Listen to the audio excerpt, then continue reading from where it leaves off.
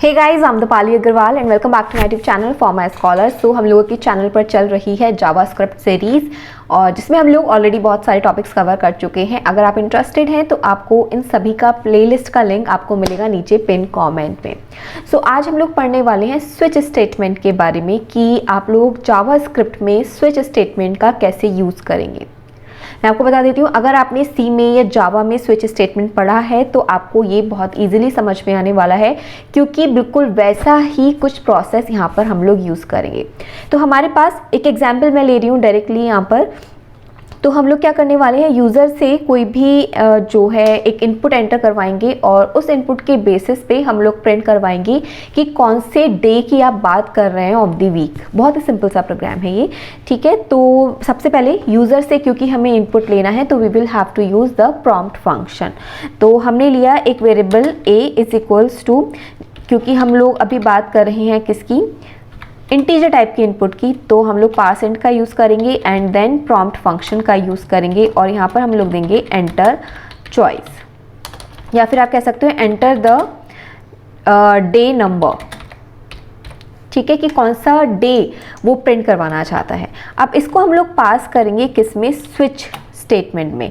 तो स्विच में हमने पास की ये वाली चॉइस, जिसमें कि यूज़र ने अपनी चॉइस दी है कि भाई मुझे 1 अगर मैं एंटर करता हूँ तो मेरे पास मंडे प्रिंट हो, ठीक है। 2 एंटर करूँ तो ट्यूसडे यानी कि थर्ड डे यानी कि second day of the week print हो जाए, ठीक है।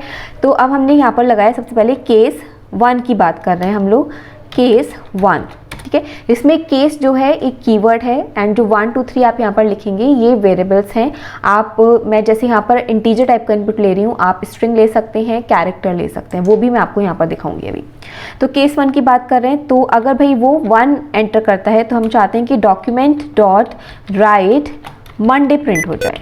इसी तरीके से हम लोग देंगे अब केस 2, जिसमें हम लोग क्या चाहते हैं कि भाई अगर यूज़र 2 एंटर करता है तो उसको second day of the week print हो जाए। Control C। तो मैंने यहाँ पर 7 डेज के लिए नेम एंटर करवा दिए हैं। अब तो देखिए इसको मैं एग्जीक्यूट करवाती हूँ। तो सबसे पहले इसने हमसे पूछा एंटर द डे नंबर, तो मैंने एंटर किया 2। तो मेरे पास क्या प्रिंट होना चाहिए, क्या एग्जीक्यूट होना चाहिए, केस 2 एग्जीक्यूट होना चाहिए, यानी कि ट्यूसडे प्रिंट होना चाहिए। ओके किया तो मेरे पास Tuesday, Wednesday, Thursday, Friday, Saturday, Sunday यानी कि आगे तक के सारे आउटपुट मेरे पास आ गए हैं। फिर से एग्जीक्यूट करती हूँ। देखो मैंने यहाँ पर दिया अब केस 5, यानी कि क्या प्रिंट होना चाहिए, Friday, but Friday, Saturday, Sunday मेरे पास प्रिंट हुआ है। एंड रीज़न आई गेस आपको पता होगा कि हमने यहाँ पर क्या नहीं यूज़ किया है, ब्रेक का।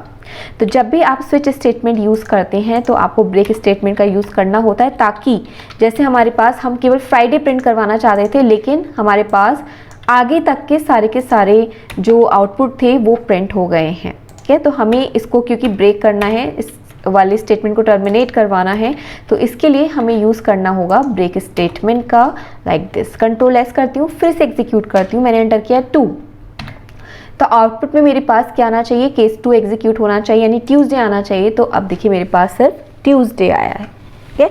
तो इस तरीके से you can use switch statement in your program using JavaScript. बिल्कुल वैसे ही सिंटेक्स है जैसे कि आपने अभी तक पढ़ा है बाकी लैंग्वेजेस में। मान लीजिए आप इसमें आप कुछ कैरेक्टर टाइप का इनपुट देना चाहते हैं तो पार्सेंट हटा दो पहले तो यहाँ से, क्योंकि जो आपके पास प्रॉम्प्ट फंक्शन है वो इनपुट किस फॉर्म में लेता है, स्ट्रिंग फॉर्म में लेता है। तो अब यहाँ पर आप क्या दे सकते हैं, मान लीजिए आप ए के रेफरेंस में कुछ चाहते हैं, कुछ इस तरीके से केसेस के जो नेम है वो आप चाहते हैं स्ट्रिंग फॉर्म में हो, तो अब आप केसेस के नेम भी स्ट्रिंग फॉर्म में देंगे, क्योंकि इनपुट भी हमारे पास अब किस फॉर्म में आएगा, एक स्ट्रिंग फॉर्म में आएगा, राइट, क्योंकि हमने प्रॉम्प्ट फंक्शन का यूज़ किया है। कंट्रोल S करती हूँ। देखिए अब मैंने इनपुट में दिया E, तो मेरे पास आउटपुट में क्या आना चाहिए, फ्राइडे, तो ये फ्राइडे आ गया है। आई होप कि आपको ये समझ में आया होगा। मान लीजिए कि अगर मैं इसको अब स्ट्रिंग कर देती हूँ ABC, कुछ इस तरह से स्ट्रिंग में मैंने कन्वर्ट कर दिया है और मैंने इनपुट में भी दिया ABC, तो इसने देखिए मुझे इस स्ट्रिंग के रेफरेंस में जो है आउटपुट क्या था, मंडे था, वो प्रिंट करवा दिया है, ठीक है।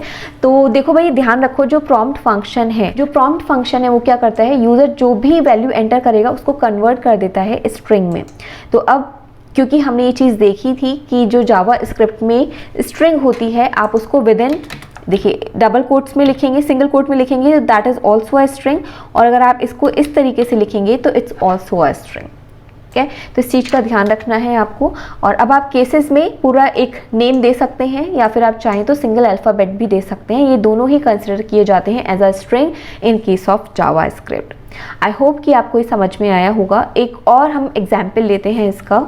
सो we can create a calculator using switch statement. तो देखते हैं कैसे। तो कैलकुलेटर बनाना है तो हम लोग स्ट्रिंग में ही इनपुट लेते हैं।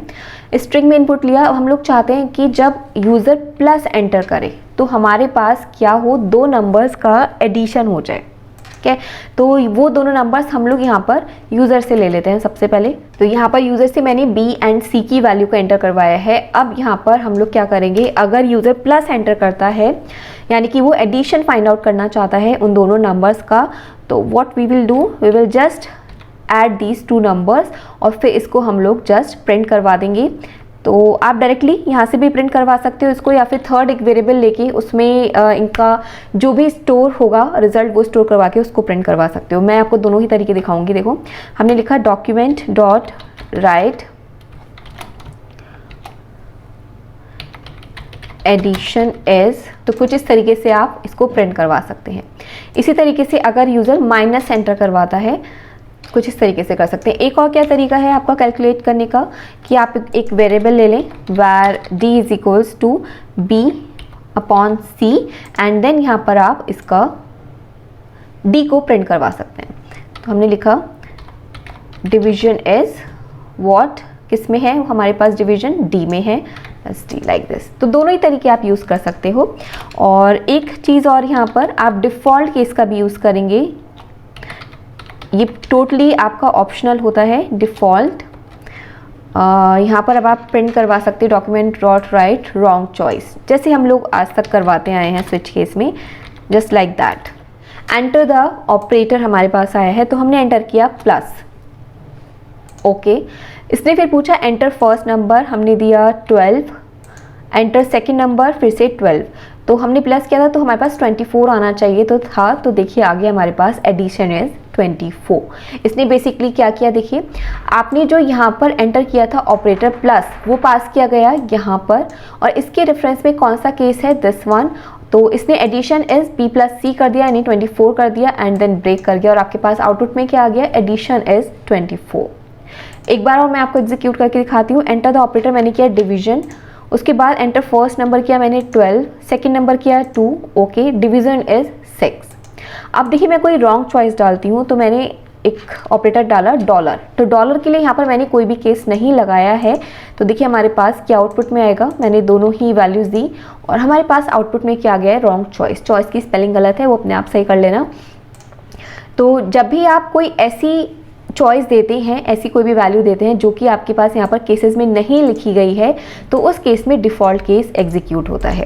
ये थोड़ा सा मैसी लग रहा है, लेट मी।